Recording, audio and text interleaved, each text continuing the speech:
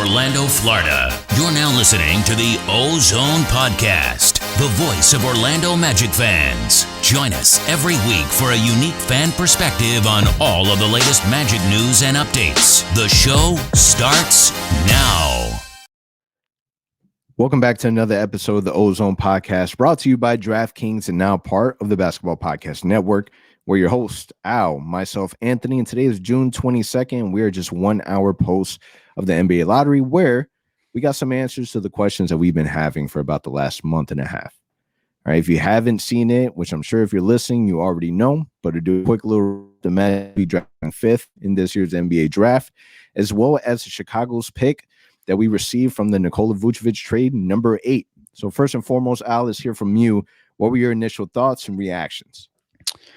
Oh, man, complete pain. I'm not going to sugarcoat it. I've been positive throughout this whole process and really thinking that things were going to work out for us this year. Unfortunately, that's not the way things played out. Everything was going great up until pick 6. Everything looked like it was going to work in our favors until, unfortunately, we picked 5th. And, you know, the rest is history. So officially, Toronto and Cleveland jumped up into the top 4, officially kicking us out. And Houston and Detroit, the other 2 teams that had the same odds that we did for the first 2 picks, ended up being 1 and 2. Detroit leapfrogging the Rockets, and the Rockets ending with the 2nd pick. Not ideal, not what we needed, not what we wanted. So pain as a Magic fan tonight for sure.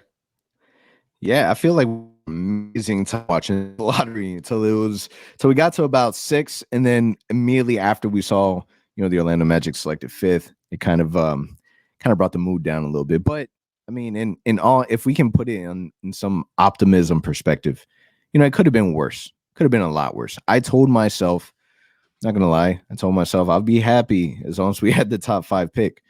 Yeah, I lied to myself. Wasn't happy, but I'll take it. I'll accept it for the simple fact that yes, we got the pick.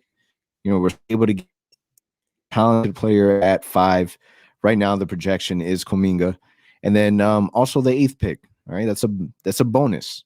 Now, taking a look at who we see in the top 3, you know, the part of that is frustrating. You just mentioned it, is that out of the bottom 3 teams that had the 14% chance of getting that number 1 pick, it was Detroit, Houston, and us.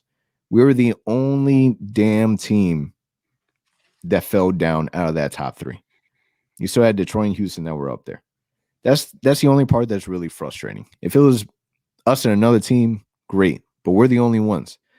That's it. Now, the great thing about having that Bulls pick is that you have a little more ammunition. All right. If you're trying to move up, you know, you would imagine that you would try to incorporate that pick as well as whatever assets that you have to try to package and move up. And initially we were talking about, man, you know what, who would be willing to get out of that top 3? Would Detroit? Probably not. Would Houston? Absolutely not. But Cleveland is the interesting one. We didn't think at first that they would consider it, but Sam Amico just came out with a report stating that the Cavs are expected to aggressively in hopes of moving 3rd overall. So it sounds like the Cavs are at least open to possibly moving the 3rd pick. My only fear with that is, as valuable as a 3rd pick will be, because that is a for sure shot, either Mobley or Green, just depending on who ends up being available. What would ask? What would be sufficient enough? Is there any player that they would like, you know, 4 to 8? Who would be acceptable in that trade? Do we even want to do that at that point? So it's interesting to see what this next month is going to kind of lead us, because there really is, I guess you can say, at least some opportunity to move up if that were the case. Yeah, I mean, even though that's a report that's coming out right now, I can't see why Cleveland would do that. They have Jared Allen. They have 2 young guards that are extremely talented. So unless you're making that trade to get rid of Kevin Love's contract and maybe add a decent player to that core that you already have, makes sense. My thing is, would Orlando trade for Kevin Love? And that wouldn't make, I don't think that would make any sense. But just dealing with what we're dealing with today, with the reality of the picks right now that we have on hand, you know, what do you do as Jeff Weltman? Like, what is your reaction going to be now? Like, how do you approach this next month? Obviously, you're coaching. You're looking for a coach right now, right? Like that's still top of mind. But do you attack trades as a way to get talent to Orlando now? Because not for nothing, but I don't think Jonathan Kuminga, it's going to get it done. You know, he's not a guy that, in my opinion, will make that big of a difference to make us excited, you know, to go to games next season and to really get hyped behind this new rebuild. Just my opinion. That I could be wrong. He could be an amazing player down the road, but right now doesn't feel that way.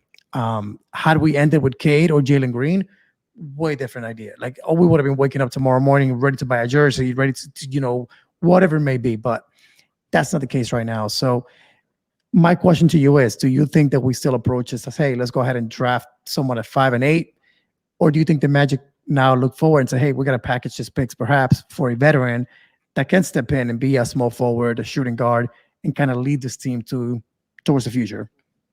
Yeah, so let's actually, I'll direct this directly to Jeff Weltman. He just came out. Roy Perry has a quote from, you know, his remarks. Shout out to Roy Perry from the Orlando Sentinel, our guy.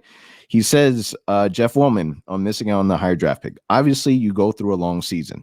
It's been a grind, and you hope to cash in on those chips at the end, but that's the nature of this lottery stuff. It's like I've always said, that's not a calculated risk. It's just a risk.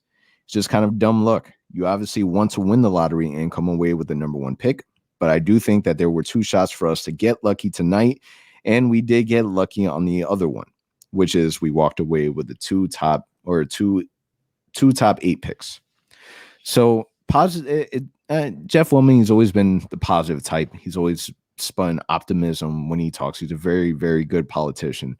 But it's disappointing. It is disappointing because you try to trade away all your veterans. At the end of the season, how many people do we have hurt and not playing?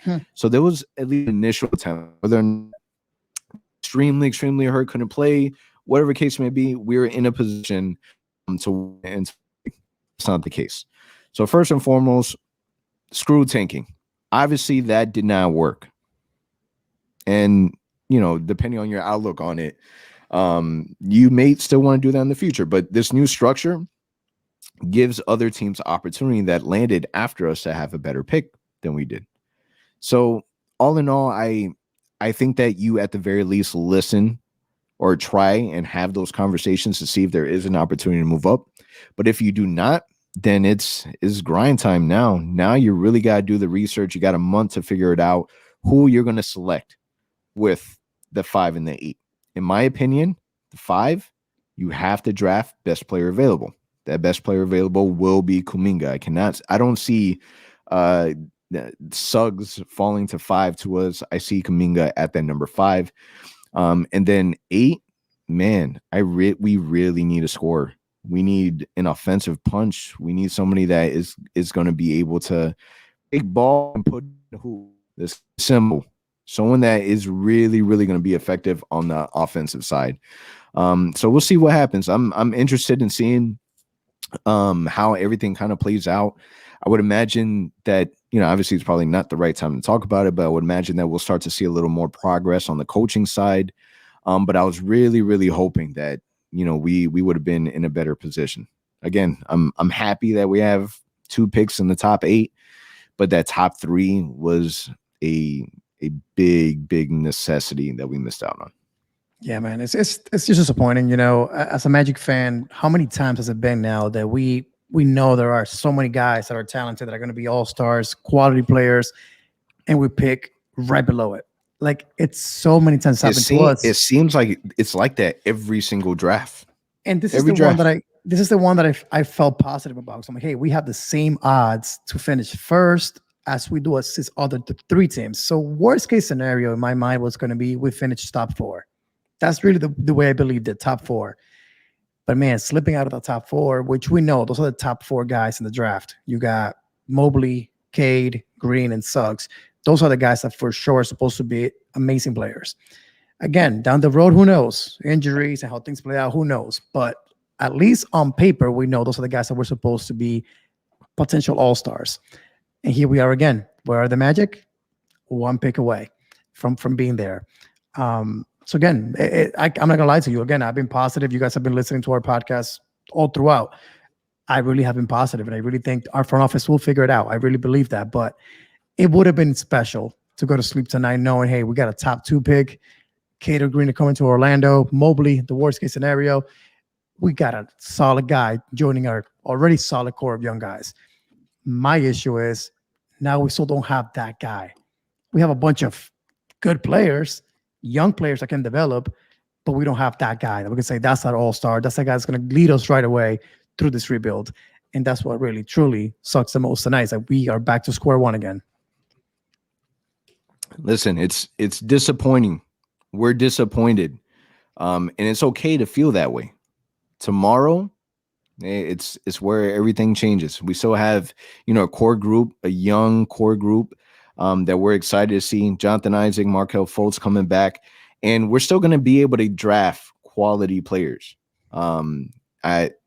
I'm just trying to be optimistic. I'm still disappointed. I'm just trying to be optimistic. I'm trying to be at least a little positive. But what you guys are feeling is the same way that we're feeling. What happens next is the big question, and we have 1 month to figure it out.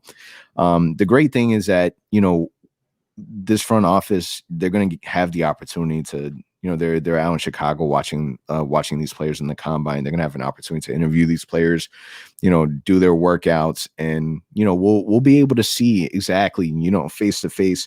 The great thing is that we're kind of already on the back end of this whole COVID thing. So, the fact that they'll be able to actually have eyes on these players, and you're able to still listen. We didn't get the top 3, but history has shown top 3 doesn't guarantee a stud. It doesn't guarantee a franchise changer.